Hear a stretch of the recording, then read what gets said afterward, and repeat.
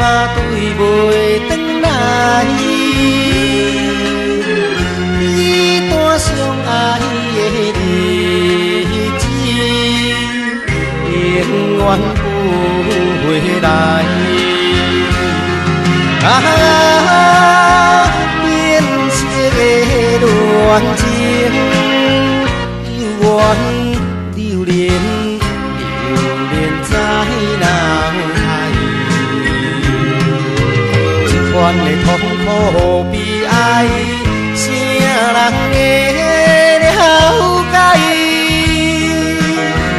ngô đeo có người chiến chu hoàn thành yêu quê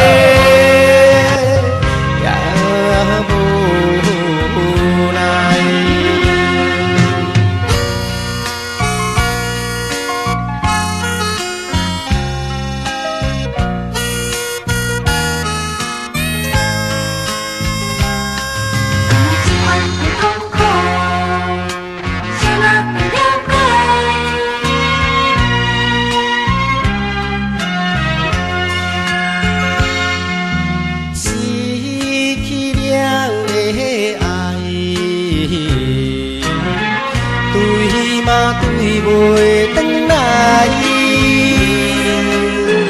khi toa sông ai đi chi yên ngoan vui đại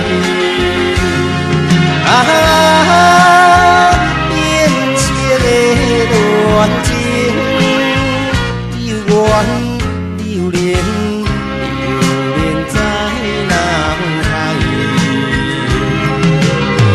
quan để thống khổ bi ai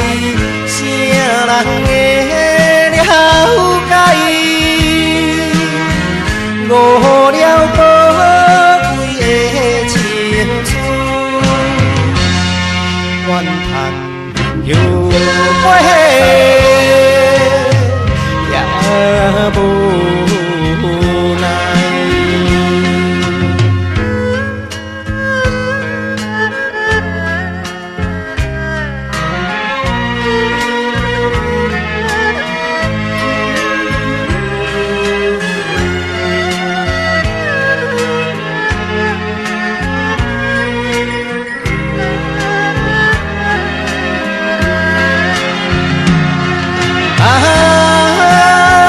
biên chia lệ đoàn chiến yêu quân điều điền trái nào hay chỉ quan để thống khổ bi ai chia lắng nghe để hao cay ngô đeo có người chiến chu hoàn thành yêu